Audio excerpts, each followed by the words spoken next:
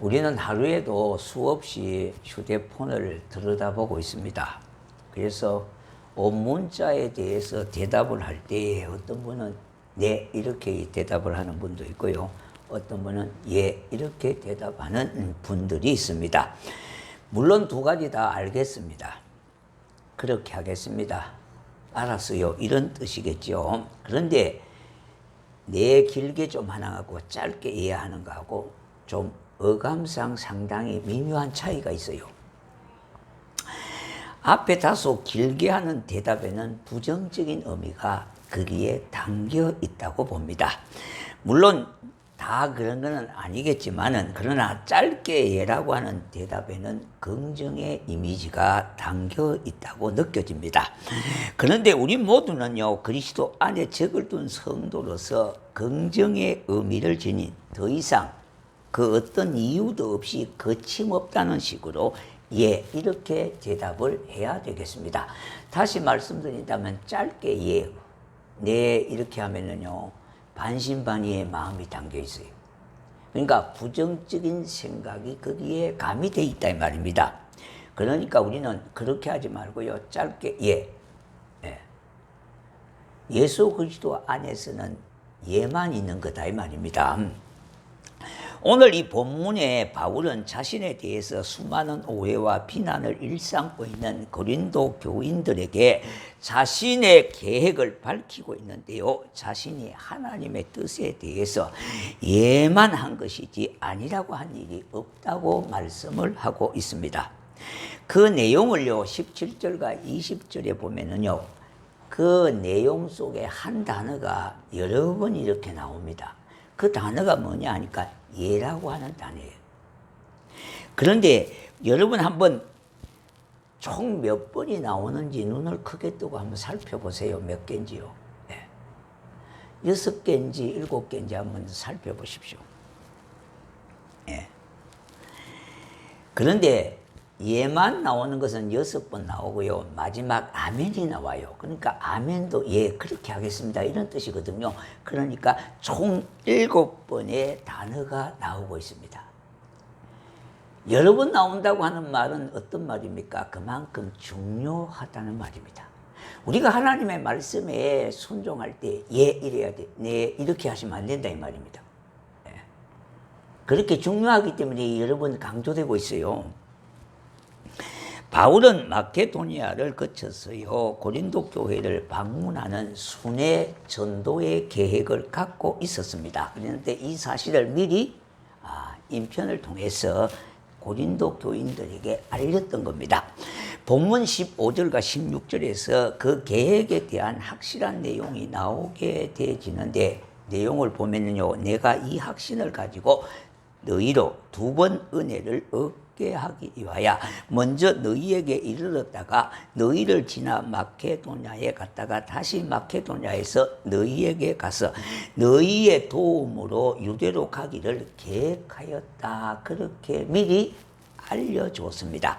그런데 이 내용에서요 2번 은혜를 얻게 하기 위하여 하는 말에서 바울은 자신이 고린도를 2번이나 계속해서 방문함으로 그들에게 갑절의 기쁨과 갑절의 즐거움과 갑절의 위로를 주기 위해서 그렇게 했다는 겁니다. 계획을 그렇게 세웠다는 겁니다. 그러나 그 계획은 고린도 교회의 복잡한 내부 사정으로 인하여 당장 가지 못하게 되었는데 그로 인하여 그를 반대하는 사람이 바울에 대해서 안 좋은 비방거리를 일삼는 하나의 거리가 되어버렸단 말입니다. 온다고 하지만은 오지도 않고 말이에요. 그 사람의 말을 믿을 수가 없다. 이런 식으로 비방하는 사람들의 비방거리가 되어버렸어요. 이에 대하여 바울은 원래 계획이 변경된 것은 자신의 이기적인 목적에서 이루어진 것이 아니라 교회의 유익을 위한 하나님의 뜻에 순종하기 때문에 그렇게 한 것이라고 17절에 밝히고 있습니다. 이렇게 계획할 때에 어찌 경솔이하였으리요. 혹 계획하기를 육체를 따라 계획하여 하면서 아니라 하는 말이 내게 있겠느냐, 이렇게 말하고 있지 않습니까? 내가 언제 육체의 유익을 따라, 내 자신의 유익을 따라서 하거나 아니라 한 일이 없다고 그렇게 반문하고 있습니다. 자신의 계획에 대한 변경은 오직 신실하신 하나님의 뜻에 대한 순종함에 있었다는 거예요. 이와 같이 하나님의 사람들은요, 자신의 욕심을 따라 사는 것이 아니라 언제나 하나님 아버지의 뜻에 따라 살아가는 사람인 거예요. 하나님의 아들이신 예수 그리스도는 어떤 분이십니까?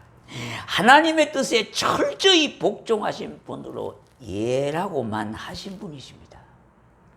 우리도 하나님의 말씀에 자꾸 이렇게 틀을 달고요, 조건을 달고 하시면 안 돼요. 네, 그냥 이렇게 순종의 뜻이 거기 담겨 있어요. 충성의 뜻이 거기 담겨 있다 이 말입니다. 그러니까 사도 바울은 하나님의 뜻에 순종할 때에 그야말로 충성할 때 이것밖에 없어요. 그 말을 지금 하고 있는 것입니다. 무슨 일을 하기 전에 언제나 뭡니까? 하나님의 뜻을 바울은 물었습니다. 이것이 하나님께 영광이 되는가 되지 않는가를 먼저 생각하였던 겁니다. 고난과 굴욕에 힘든 십자가를 지실 때에도 엄청난 고민을 하셨어요. 그때 당시에 예수님의 고민을 마태는 다음과 같이 생생하게 증언하고 있는데요. 마태복음 26장 37절 38절에 보니까 이런 말을 하고 있습니다. 베드로와 세베대의 두 아들을 데리고 가실 때 고민하고 슬퍼하사 이에 말씀하시되 내 마음이 매우 고민하여 죽게 되었으니 너희는 여기 머물러 나와 함께 깨어 있으라 하시고, 그렇게 말씀하고 있습니다. 그리고 십자가를 앞에 두고 처절하게 기도하시는 주님의 모습을 누가는 이렇게 표현하고 있는데, 누가복음 22장 24절에요. 주께서 힘쓰고 애써 더욱 간절히 기도하시니 땀이 땅에 떨어지는 핏방울이 되었더라, 그렇게 말씀하고 있어요. 어떤 사람들은 이렇게 말을 합니다. 예수님은 하나님의 아들이시니까 고민도 하지 아니하시고 고통도 없이 고상하게 하나님의 능력으로 십자가를 지신 것으로 말하고 있는데 그렇지 않습니다.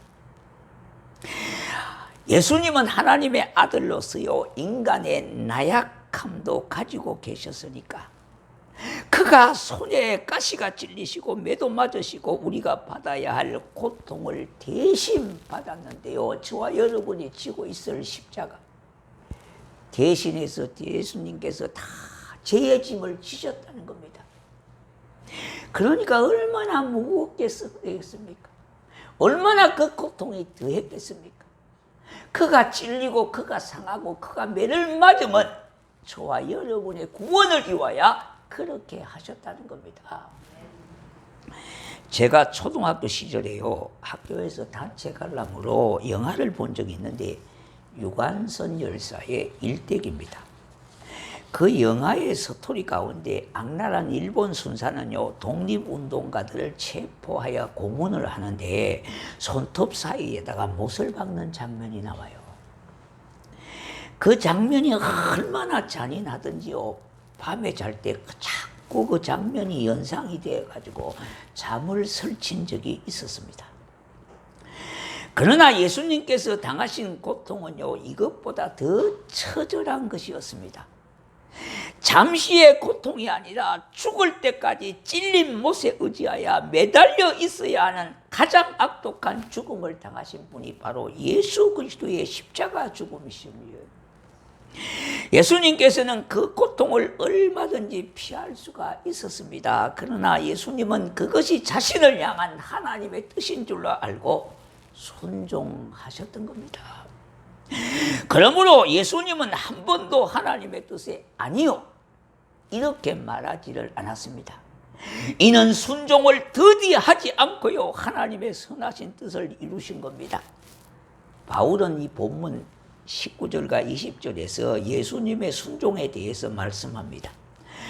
우리 곧 나와 실로아노와 디모데로 말미암아 너희 가운데 전파된 하나님의 아들 예수 그리스도는 예하고 아니라함이 되지 아니하셨으니 그에게만 예만되었느니라. 하나님의 약속은 얼마든지 그리스도 안에서 예가 되니 그런즉 그로 말미암아 우리가 아멘하여 하나님께 영광을 돌리게 되느니라. 그렇게 말씀하고 있습니다. 그의 순종은요 모든 사람들을 모두를 하나님의 자녀가 되어주게 하고요, 우리들도 아멘하여 하나님께 영광을 돌리는 사람이 되어졌어요. 그래서 그를 믿는 모든 사람들을 하나님의 자녀가 되게 하셨다. 거기에 저와 여러분이 선택되어졌다고 하는 거 얼마나 감사한 일이. 우리가 생각만 하니까 감사가 되어지는 거예요. 그러니까 영어의 생각과 감사는 원이 같은 겁니다, 여러분. 생각을 안 하니까 엉망불평을 자꾸 하고 감사는 말이 전혀 기억이 안 되잖아요. 그러니까 생각해 보니까 감사한 것이 한두 가지가 아니라, 그러니까 감사함이 더 많아요. 다시 말씀드린다면은 하나님이 내게 주신 은혜가 더 많다는 거예요. 그래서 감사한 거예요. 그런데 정말 저와 여러분이 바울과 예수님처럼 우리를 향한 하나님의 계획에 대해서 아멘으로 하답하는 삶을 살고 있는지를 지금이라도 점검해 보셔야 돼요. 그럼 하나님의 계획에 순종하는 사람은 적어도 다음 세 가지에 대해서는 반드시 예라고 그렇게 대답해야 하겠습니다. 첫 번째는요, 하나님이 내게 주신 환경에 대해서 이렇게 받아들여야 된다는 겁니다. 우리가 사는 세상에는요 현실적으로 모두가 똑같지를 않습니다. 그러므로 처한 환경이 좋지 못한 사람, 좋은 사람 가지각색으로 있을 수가 있어요. 이때 성도들은 환경을 바라보는 믿음의 눈을 가짐으로 남을 탓하고 환경을 탓하거나 인생을 원망하는 것이 아니라 그걸 극복하는 사람이에요. 우리의 긍정의 점 하나를 찍으면요 인생마저 괴롭히는 이 고질병이 고칠 병이 되어진다는 거예요. 질자에다가 해가 나를 붙이면 고칠 병이 되어진다는 거예요. 여러분, 우리가 마음 신변 작은 마음에다가요 긴 막대기를 하나 옆으로 확 꼽으면 필자가 되는 거예요. 이 말은 뭡니까? 반드시 이루어진다는 거예요. 이루어질 수 없는 것이 아니라 때가 되면 이루어진다는 거예요. 2021년 9월에 출간된 하재의 책이 하나 있습니다. 일본 심리학자 나이토 히시히토의 저서가 말버릇의 힘입니다. 지금 시중에 서점에도 많이 깔려 있어요. 이 책에서 이 심리학자는 수많은 연구와 실험을 거쳐가지고 발표한 논문의 책입니다. 그런데 이분은 이런 말을 해요. 보통 사람들이 불행하다 그래요. 왜냐? 행복한 것이 없기 때문에 불행하다 그래요. 그런데 행복해서 행복한 게 아니라 행복한 말을 하고 행복한 삶을 살면은 행복해진다는 말이에요. 이거 뭐 그 말인 것 같지만은 부분에 보면 틀립니다. 그러니까 신경을 곤두서고 말씀을 잘 들으셔야 돼요. 우리는 뭐 보통 이런 말을 하잖아요. 행복한 때 무슨 행복이 있을 수 있냐냐, 이게 행복한 일이 없다는 거예요. 그런데 정말로 행복한 삶을 추구한다면은 행복한 말을 하고 행복한 척이나 하라는 거예요. 그렇게 하면 이 말이 어떻게 돼요? 힘이 씨가 있어요. 능력이 있어요. 그래서 우리의 생각과 의식과 행동을 바꾼다는 겁니다. 이게 과학적이고 의학적으로 인체적으로 다 증명이 되고 검증이 되는 사실이에요. 그런데 우리는 행복한 게 없어서 행복하지 않다는 거예요. 여러분 보십시오. 행복은 성적준이 아니라 그랬잖아요. 행복은 물질에 있다고 그러지 않았잖아요. 그러면 행복은 관계에 있어요. 하나님하고의 관계, 사람하고의 관계, 나와의 관계에 있다 이 말입니다. 내가 행복하다고 하지 않는데, 생각하지 않는데 어떻게 행복한 삶이 이루어질 수가 있냐 이 말이에요. 여러분 한번 잘 생각해 보십시오. 생각과 감사가 영어의 어원이 같다 그랬잖아요. 예. 그러니까 우리가 내가 행복하다고 하는 생각을 하고 말을 하고 그렇게 행동을 하니까 정말로 행복한 삶이 찾아오더라는 거예요. 부정의 이미지가 아니라 긍정의 말을 하고 긍정의 생각을 하고 긍정의 이미지를 가지니까 인생이 어떻게 해요? 180도로 달라지더라는 겁니다. 여러분, 우리에게 찾아오는 불행한 생각과 아픈 상처와 기억하고 싶지 않는 썸뿌리가 있어요. 그걸 어떻게 해요? 거리를 두라는 겁니다. 이분의 말에. 그 말이 뭐냐 하니까 멀리하라, 거리를 두기, 이런 뜻이에요. 내게서 자꾸 가까이 두지 말고 멀리 두라는 겁니다. 예. 정말로 말버릇의 이력이 대단하다는 거예요. 대단하는 거예요. 그런데요, 우리는 이 기본적으로 부정적인 생각을 많이 해요. 말하는 것보다 보면은요, 다 부정적인 것이 많이 깔려 있어요. 말을 예쁘게 하고, 말을 은혜롭게 하고, 말을 덕스럽게 하고, 말을 좋게 하는 사람은 정말로 인격이 어느 정도 고루고루 구비되어졌는데, 말을 들어보면은 굉장히 부정적인 것이 많이 깔려 있어요. 우리 성도들도 마찬가지예요. 저를 비롯해서요. 여러분 한번 생각해 보십시오. 내 마음이 부정적인 마음을 갖고 있으니까 말 자체가 부정적인 거예요. 네. 말을 해도 은혜로운 말, 정말로 인격적인 말, 덕스러운 말, 좋은 말, 예쁜 말을 잘 안 해요.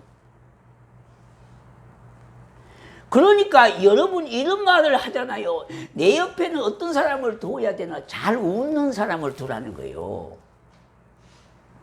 그러니까 저와 여러분이 이 땅에 살아갈 때에 기쁨의 삶을 살려면 웃는 사람의 삶을 생각하고 그와 같은 행동도 하고 그와 같은 말을 할 때에 기쁨의 삶이 되어진다는 거예요. 그렇지 않으니까 기뻐할 일이 없는 거예요. 그러니까 자꾸 인상을 쓰고 다니면 안 된다는 거예요. 우리가 뭐 기뻐해야 될 일이 있어 기뻐하지 이렇게 생각을 합니다. 그래서는 절대 기쁨의 삶이 안 된다는 거예요. 여러분 말을 하면은요 이 뇌가 작동을 해버립니다. 이게 과학적으로 의학적으로 인체적으로 다 증명이 된 거예요. 늘 마음을 좋게 생각하고 행복한 마음을 갖고요. 행복한 말을 하고 그렇게 살면은 행복의 인생으로 살 수가 있음에도 불구하고 나는 늘 불행하다 그러고 늘 원망과 불평이 밑에 깔려 있어요. 이러니까 인생살이가 그렇게 행복하지는 않다는 거예요. 우리가 오늘 말씀을 통해서 우리가 회복해야 될 부분이 이런 부분이 되지 않느냐 이 말입니다. 우리가 신앙생활을 하면서도 말의 변화가 전혀 되지 않는 경우도 있지 않습니까? 말이 좀 바뀌어야 되거든요. 말이 바뀌어야 돼요. 인생에 성공적이고 실패가 어디 있습니까? 말에 있어요. 말에 있어요. 네. 결론은 긍정의 말을 하면은 기적 같은 일들이 일어난다는 거예요. 오늘 이 본문에 등장하는 바울을 보면은요, 베드로와 쌍벽을 이룬 사도 아니죠. 그렇지만은 육체적으로 연약함과 치명적인 고질병을 가지고 있었습니다. 그러나 그 질병이요, 그에게 족한 은혜가 된 겁니다. 왜냐하니까 그 질병 때문에 하나님을 더욱 바라보게 되어졌고요. 그 은혜를 갈망하게 되었던 겁니다. 그러므로 질병으로부터 그 숱한 이업적인 반대 속에서도 고귀한 신앙의 금자탑을 쌓게 된 것입니다. 바울 서신에서 바울은요, 그러한 신앙을 통하여 더욱 중요한 것을 우리에게 배우게 하고 있습니다. 그것은 모든 환경을 긍정적으로 받아들이느라는 거요. 우리가 처한 환경은 저마다 다 다르잖아요. 그걸 부정하지 말고요. 자신을 부정하지 말고요. 자신의 현실과 주어진 환경을 그대로 받아들이라는 거예요. 그래야 마음의 노임을 얻을 수가 있어요. 다시 말씀드린다면 자유함을 얻을 수가 있다는 말입니다. 그래서 빌립보서 4장 11절과 12절에 내가 궁핍함으로 말하는 것이 아니니라. 어떠한 형편이든지 나는 자족하기를 배웠노니 내가 비천한 데에 처할 줄도 알고 풍부에 처할 줄도 알아. 모든 일 곧 배부름과 배고픔과 풍부와 궁핍에도 처할 줄 아는 일체의 비결을 배웠노라. 그렇게 말했습니다. 우리 자신들이 가지고 있는 그 모든 환경을 족한 줄로 여기고 감사하는 것은 그 환경을 허락하신 하나님께 순종하는 것이 되어지는 거예요. 두 번째는요, 하나님이 내게 주신 사명의 예라고 대답해야 합니다. 모든 사람에게는 개개인이 주어진 사명이 있습니다. 그 사명이 영광스러운 게 보이는 것도 있는 반면에 매우 초라해서 숨기고 싶은 것들도 있습니다. 우리에게 주어진 직업도요, 기천이 없습니다. 물론 범위는 우리 하나님께 영광을 돌리는 직업이어야 하겠습니다. 그러므로 우리들이 가진 직업에 대해서 부끄러워할 이유가 없습니다. 비록 경비원으로, 비록 청소부로 하더라도, 배달원이나 다른 사람을 수발던 일을 하더라도 그것을 부끄러워할 이유가 없는 것입니다. 이 땅에 주어진 직업 자체가 천한 것은 아닌 겁니다. 그것보다 더 중요한 것은 그 직업으로 어떻게 함으로 우리 하나님께 영광이 돌아가느냐 하는 겁니다. 고관대작이라도요, 그것으로 잘못된 일을 행한다면 그 직업은 천한 것입니다. 그러므로 우리 모두는 내게 주어진 환경에서 잘 적응해 나가는 것이 일차적인 사명이에요. 꼭 여러분, 사명이 목사님만 사명이 있는 게 아니에요. 주의 종만 사명자가 아니에요. 여러분이 이 땅에 주어진 환경과 직업을 가진 것은 하나님께서 일차적인 내게 맡겨주신 사명이라는 거예요. 사람에게 사명은요, 이 세상에 태어날 때에 저마다 주어져 있기에 그 자리에서 최선을 다하는 겁니다. 그리고 나서는 하나님 나라에서의 나의 사명이 무엇인 것을 찾아가야 돼요. 이게 특별한 사명입니다. 우리 예수 믿기 이전에 사울이었던 바울은요, 하나님의 특별하신 소명으로 구원의 주님을 만났던 겁니다. 그런데 그 소명이 바로 사명이 되는 겁니다. 이 사명은 내 주 예수 그리스도와 함께하는 삶을 살아가는 것인데, 이 땅의 그리스도인들은요, 크고 작은 사명을 이미 받은 자들입니다. 왜냐하면 나를 부르신 주님은 그 부르심의 목적이 있기 때문에 그래요. 나 같은 사람을 불렀다는 것은 아무 목적이 없어서 부른 것이 아니라 목적이 있기 때문에 나를 부르셨어요. 주님이 나를 부르셨어요. 목적이 있기 때문에 나를 불렀다는 겁니다. 그러므로 우리의 삶은 한마디로 목적 있는 삶이 되는 겁니다. 이제는 내가 죽어도 주를 위하여 살아도 나를 위함이 아니야 내 주 예수 그리스도 그분을 위한 것이 되는 것입니다. 우리의 직분에 대해서 그것이 어떤 직분이고요, 그 어떤 직책이라 하더라도 하나님 나라를 세워나가는데 유익한 일이면 매우 귀한 겁니다. 그 일을 감당하되 충성스럽게 잘 감당한다면 하나님 나라의 상급이 저와 여러분에게 크게 임하실 줄로 믿습니다. 세 번째는요, 내가 받은 고난에 대해서 예라고 대답해야 합니다. 모든 사명은요, 희생과 고난을 전제로 하고 있습니다. 사명의 길에는 고난이 있고요, 희생이 있습니다. 예수 그리스도를 따르는 그리스도인에게는요, 각자가 지고 가야 할 십자가가 있어요. 예수 믿는 것도 어떻게 보면 이 헌신과 희생의 길이에요. 마태복음 6장 24절에 누구든지 나를 따라오거든 자기를 부인하고 자기 십자가를 지고 나를 따를 것이니라. 자기를 부인하고 했습니다. 이 말이 어떤 말입니까? 자신의 자존심이나 욕심이나 육체의 쾌락 등 자기를 부인한다고 하는 것은 매우 어렵고 고통스러운 일입니다. 자기 십자가를 지고 했는데요, 십자가는 사명을 감당하는 자기 희생을 의미하기도 합니다.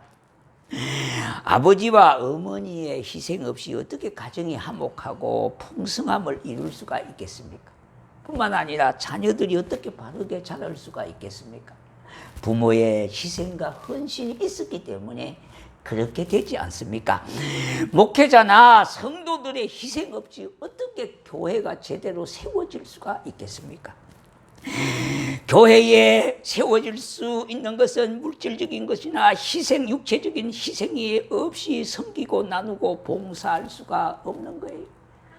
하나님의 교회를 세우는 일에는 물질도 있어야 되고 육체적인 희생의 그런 수고와 봉사도 있어야 되는데, 여러분, 물질적인 것과 육체의 수고가 없이 어떻게 나누고 헌신하고 섬길 수가 있겠느냐? 없다는 겁니다.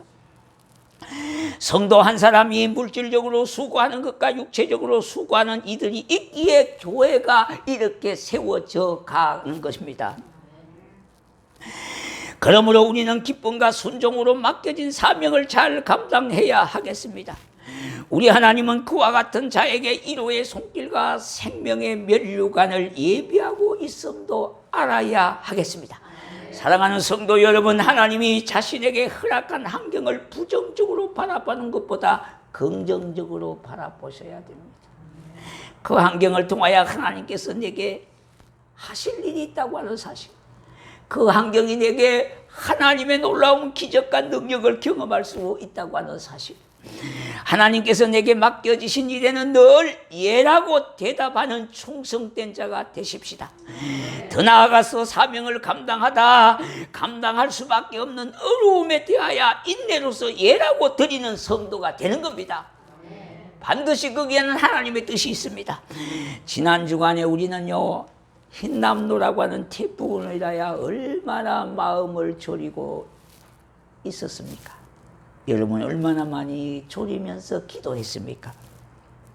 그런데요, 물론 두 가지 의미가 있습니다. 많은 피해를 끼친 것도 있지만 상상외로 피해가 경비했어요. 얼마나 우리가 떨었습니까? 시간당 42km가 막 온다 그러고, 사상 최대의 폭풍이 분다가만 저는 종탑 염려 때문에요. 예. 그 목사님들은 이 천이 종탑에 신경이 많이 씁니다. 왜? 그 바라보면 종탑이, 왜 종탑이 넘어진 교회들이 있거든요. 그래.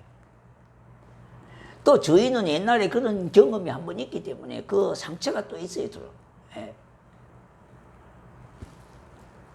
우리 시찰리에도요, 종탑이 10m 넘은 종탑이 쓰러져 갖고, 그거 한다고 돈 1,000만 원 들어갔어요. 왜?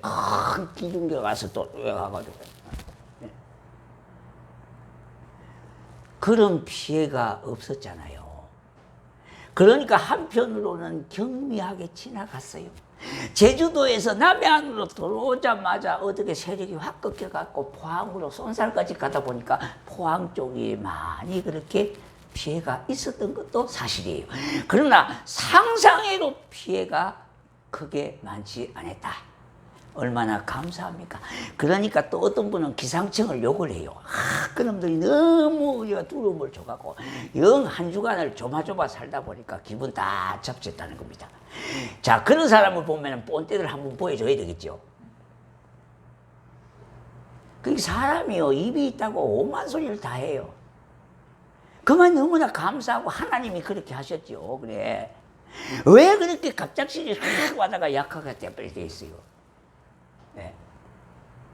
세게 오던 게 그냥 살리자 하면 계속 왔으면 어떻게 돼버렸어요?